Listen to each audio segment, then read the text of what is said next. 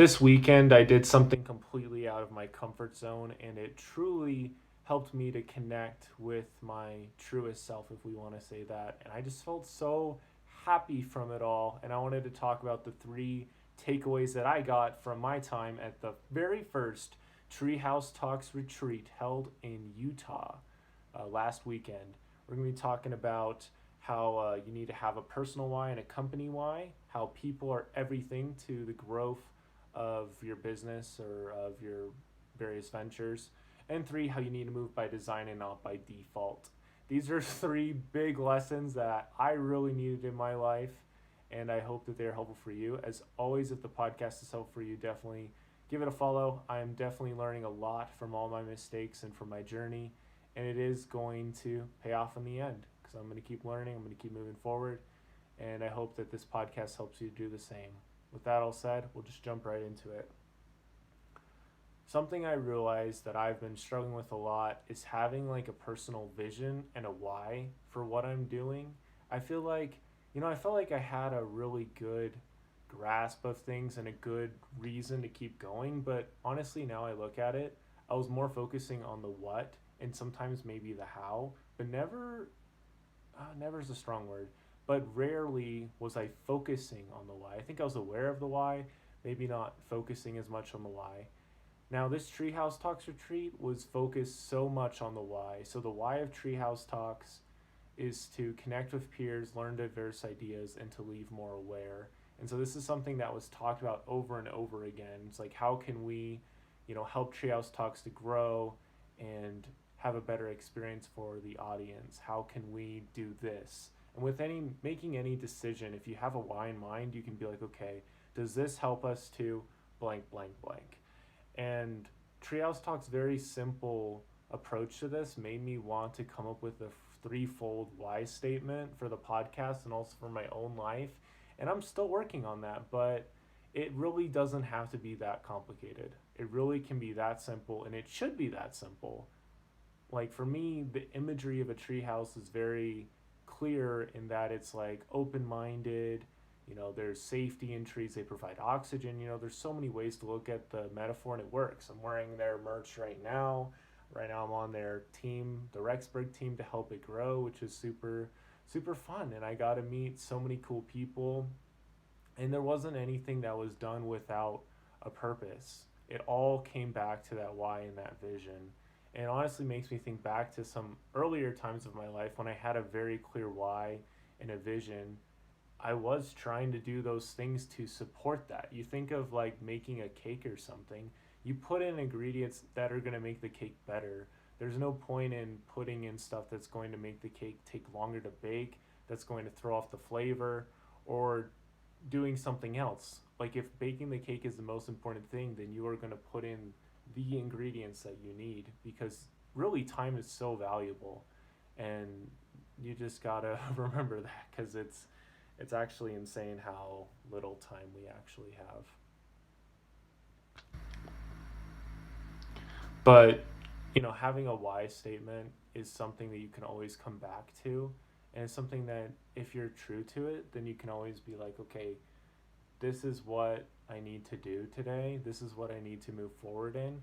And it really helps you on your darkest days and your roughest days. And I can definitely say for my first YouTube channel, we would have quit forever ago. I would have quit a long time ago if we didn't have a clear why of, reaching out to people and helping them feel better and giving them a safe place so they could watch us play games as if they were on the couch with us. That was a very big why.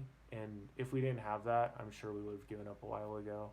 And I love this podcast. I love doing it, but lately it has been a struggle. It has been a little bit of a grind, and that's because I've been focusing more on the what of just providing content and not so much on the why. So that's been a very humbling realization. And Treehouse Talks has been growing extremely quickly, and that's because they're being very strategic in how they make their decisions. It all goes back to the why.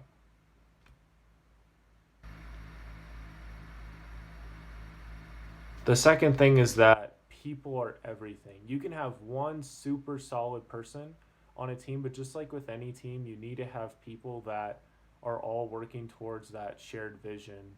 And it's something that's seen very clearly for me with the Treehouse Talks team. Like they already have videographers, they already have, pretty much a CFO, like doing all the calculations and stuff. It's honestly so inspiring to me, and it makes me want to be so much better and be so much more intentional with the people that I have in my life. I realize that I haven't been extremely intentional with how I spend my time with other people. I just kind of let things happen, and it just isn't planned out in advance like it should be. And it's a real struggle when you do that. But in comparison to like the Treehouse Talks, it's actually insane. There's just so much vision, and everybody's advice and everybody's ideas were all respected and given so much love. I felt this at the retreat. At one point, we were all in the kiln in Lehigh, Utah, and we're just coming up with ideas how we can make Treehouse Talks better, how we can make them more engaging, how we can make the audience experience better. And there's just so many ideas that were flying around, and it was like we were all creating ideas together. And so it's so important that everyone got to throw out some ideas.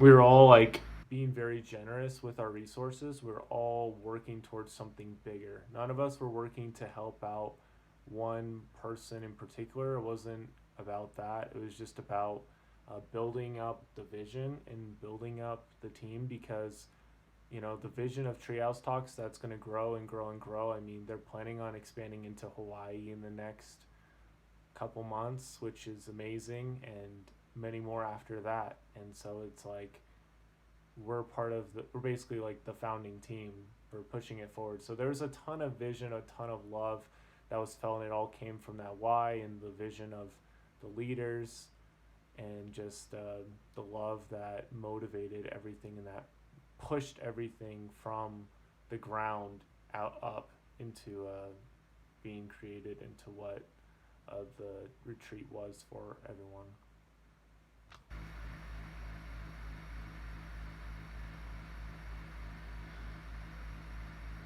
The third thing is just to move by design and not by default. My favorite example of this from the retreat came from touring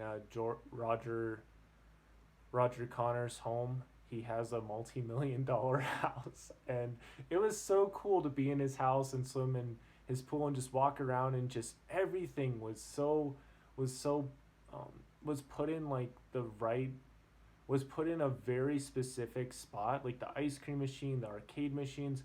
Everything was put in this amazing spot, and it was so satisfying to me to see, like, wow, this is what happens when you truly have every single detail planned out in advance, and you truly care about how things go, like how all these things go. You care about, your experience that you have with XYZ, that you have it already planned out. You have different parts of it already designed. He had literally designed it all like a year and a half in advance before they even like broke ground, and it took a lot of time, but it obviously is paid off. And so this is something I've struggled with, obviously. Sometimes I'll get really excited about something and I'll just lean into it and I'll just work by default, and I'll kind of forget that every decision needs to be part of this grander design, or you're kind of forfeiting some of the potential blessings from sticking to the bigger picture. You're creating more work for yourself. There's that quote that it's much easier to like um I remember hearing this story on my mission of this guy who somebody made a staircase for him, and the guy did a terrible job, and ended up having to pay like a ton of money to fix it. And it's like, if you do it right the first time, then you don't have to fix anything. All you have to do is maintain it. All you have to do is keep it going. And this was honestly so inspiring to me, because it was like, this is what's possible if you are looking like a couple weeks, a month ahead. Sounds crazy, but if you're really looking that far ahead and planning it out and being intentional, you can move mountains. You can do so much more with your time. Lately this semester, I won't lie, I won't mince words, I've fallen into so many pits of, close to discouragement, and just feeling tired, and just letting my why, uh, forgetting about my why, and just struggling much more than I needed to, much more than I needed to. And, you know, designing my experience, designing my day, designing anything, designing these things instead of letting it happen by default is such a play. I mean, that is the play that all of the, best players of the game of life play, is like very intentional, very just consistent with the life that they want to live. They don't let things happen that they don't want to happen, within reason, obviously.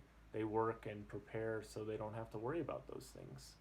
And so it was a big wake up call for me, like, wow, if I plan things out and I treat myself like this guy treated his house, be very intentional with how you use it, what you put into it, how you treat it, then it'll last a lot longer and it'll bring a lot more joy to people. I think I have brought a lot of joy to people this semester, but nowhere near as much as I think I could have if I had been a little bit more conscious and kind with my overall self care.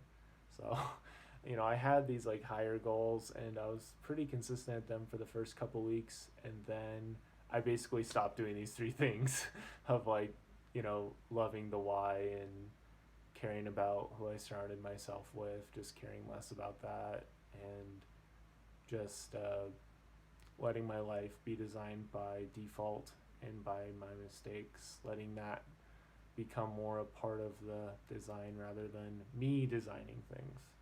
And that's obviously not good, but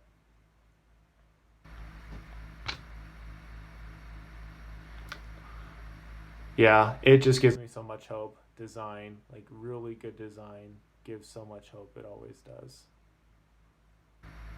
So those are my three takeaways. Just having a really powerful why, having a really strong team to help you keep going, and living by design and not by default. These are things that I really do want to implement more into my life, especially seeing so clearly how it can be done with Treehouse Talks, and being able to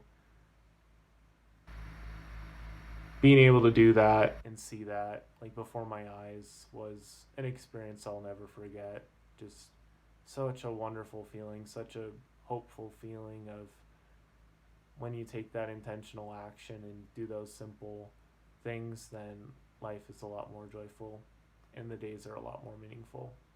So, with that all said, hope you enjoyed this episode. Thanks for listening. As always, don't forget to heal today, and it'll be a better tomorrow. Welding.